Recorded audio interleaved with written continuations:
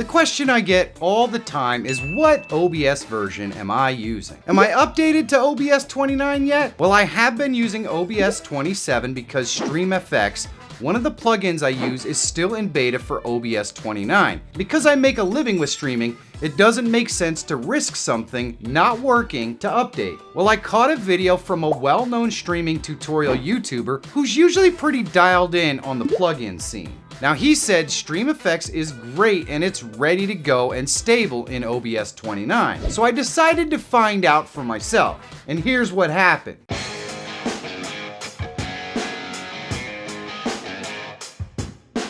Hello, my YouTube friends. Let's jump right in with the updating of OBS. So to update OBS, I go up here to Help and I go to Check for Updates. And of course, it's going to come up and give me the update to OBS 29. And I just click Update Now. And then it runs quickly through the update. When it's finished, I just click this Launch OBS and it brings up OBS 29. But of course, you're going to see that there are a bunch of plugins missing here on OBS 29. Now, all these plugins would need to be updated, but I had to remove the old ones first. So how do we clear out all these plugins to avoid getting this annoying nag screen? So the first thing we're going to do is I use the snipping tool to take an image of it so I know exactly which ones I need to remove. Then I'm just going to go into the Windows Apps location here. And then all we need to do is scroll down and find some of these plugins. Some of them install in such a way as they're going to be listed here. And I just select it. Here's the downstream keyer and uninstall. Then click yes, and it removes it right out of there. And I just go through this process with whatever ones I happen to find in here and remove and uninstall them. And there are quite a few. For some reason, I actually have the input overlay twice. And once we go through apps and features, here's what's still left. So to get rid of these, we're going to do a little bit of a different process. We're going to go into our OBS directory. Yours is probably in C Program Files OBS-Studio. Mine is in a different location. You just find that OBS-Studio directory and you go in there and you're going to see all these uninstall files listed at the bottom. And what you can do is double click on these and it'll open up and tell you exactly what it is that this uninstalls. In this particular case, this one is Waveform, and all you have to do is click yes and it will uninstall it and it will be gone. Now, Waveform wasn't one of the ones that was giving us an error message, but at this point I'm just really cleaning things out.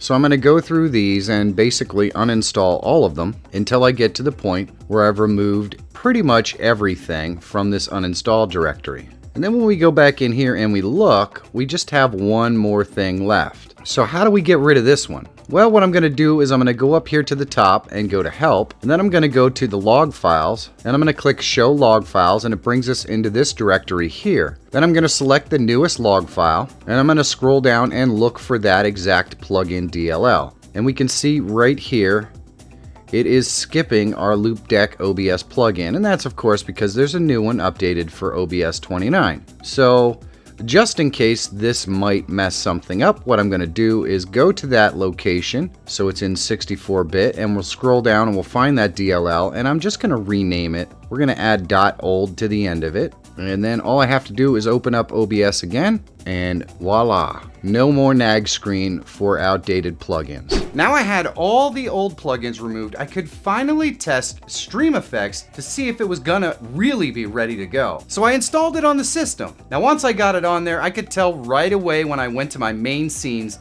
that something just wasn't working right. I used dynamic masks in a bunch of my scenes to create this little cloud effect here and this mask effect right here. These were not working in the update, and I thought that's okay. Maybe it lost some of the settings. So I spent the next 2 hours trying to get the dynamic masks working in the update. It seemed no matter what I did, it just wasn't going to work. So I went to the StreamFX Discord to ask for some help. I told them my version information and what the issue was, and this was the response that I got. Essentially, sorry, it's a beta, we don't support it. My worst fears come to life. Now they easily could have said we changed this piece or try this or you have to do that. That would have taken like 5 seconds. Unfortunately, they didn't have 1 second, as you can see from the immediate response. Here's the thing, if they're not gonna help me with 200,000 people in my audience, they aren't helping you either. Now, this is one of the main issues and fears I have when you use community-supported software in production.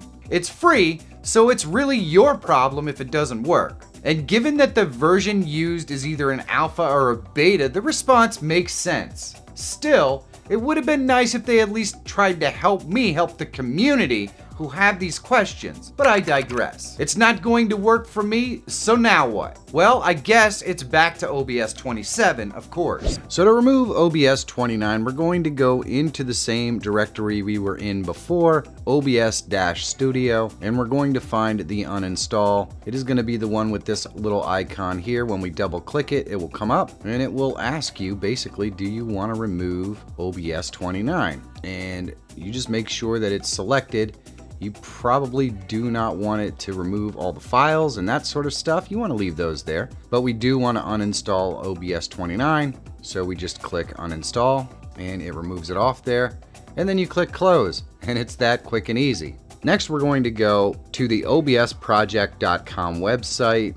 And all we have to do to get the older version that we're looking for is click on downloads up here in the top right, scroll down and select previous releases. It's going to take us to the release page. We just scroll all the way to the bottom. We're probably going to have to go to the second page and you just keep scrolling until you get to one that says 27. Once you find it, all you have to do is click on it and scroll down to the bottom and you will find your install files for version 27. Download the appropriate install file for your machine and then just install it like normal. Double click on the install file, click next, and make sure your directory where you want it installed is the correct one for you. In my case, I don't install it in program files. I have an entire drive dedicated to the location where my OBS is at. So I'm going to go ahead and put it there and click install. And after a few moments, it's installed. You can have the launch button checked if you'd like and click finish, and it will automatically bring up your OBS. Before I do that, what I'm going to do is go get the production version of StreamFX installed on the system. So we'll pop over here and I'll locate the StreamFX plugin. I will leave a link for this stuff in the description if you would like. And right at the top of the StreamFX GitHub page, you're going to find a link to the latest production ready release. All you have to do is click on that, and then we scroll down to the bottom and select the install for our system. And then we can just go to our download page, double click on it, and just click install for all users, and go ahead and accept the licensing agreement. And static is fine unless you're running portable, but static is generally fine. Click next and make sure that that is your OBS directory right there. Click next. Then we can click yes and it will install. And the moment that we go in here, we can already see that my masks are working properly once again. Fantastic. So I want to show you a little bit about why it's so unbelievably important to make sure that you back up all your stuff before you do any of this. So if you look over here on the right hand side, my downstream keyer is completely empty. Normally it would be absolutely full, but there is absolutely nothing there at the moment. Luckily, if I go up to my scene collection and I switch to some of these other scenes, you can see that it's populated. And that is because what I did was I saved out my scene collection before I did any of this. So if I just go up to scene collection and I go to import and I go to the location where I saved out my scene collection and I have it dated right here, and then I switch over to that, you can see that my downstream keyer stuff is all saved and populated. So if you lose anything in this process, you can bring it back as long as you saved out your scene collections and all that kind of important stuff before you did it. So make sure that you do that. And if you don't know exactly how to save out all your scene collections and your profiles and stuff, well, I have a video showing you how to do that. You can find a link to it in the description down below. So I need to be clear here, there's absolutely nothing wrong with OBS 29. It installed and worked flawlessly from what I could tell. Where things went wrong were with the StreamFX plugin. It's just not ready for prime time. I need the dynamic masks to run my stream, so I had no choice but to go back to the old OBS version. If you're not using the Stream Effects plugin, you're probably going to have absolutely no problem with OBS 29, and you should probably seriously consider the update. I have a link in the description to the list of compatible plugins so you can verify that what you use has already been updated. The worst you may have to do is remove all the old plugins to add the replacement ones for OBS 28 or 29. And I show you how easy it is to remove them here, so that shouldn't be a problem. What version of OBS are you using? Do you use any plugins? Let me know in the comments. For me, I hope Stream Effects is fixed soon. I'd really like to use the new OBS updates for more than just videos. Maybe the Stream Effects devs will message me and help us all figure out the dynamic mask issue. I'm still in their Discord server, so you know what, guys? Hit me up. If you want to see how to create dynamic masks in OBS 27 with the production version of Stream Effects, you should check this video out. And if you're always looking for tools, tips, and tricks to help make you a better live streamer or YouTuber, subscribe to the channel. My name is Michael Feyrer Jr. Thank you so much for watching. Have a great day, and I'll see you in the next one.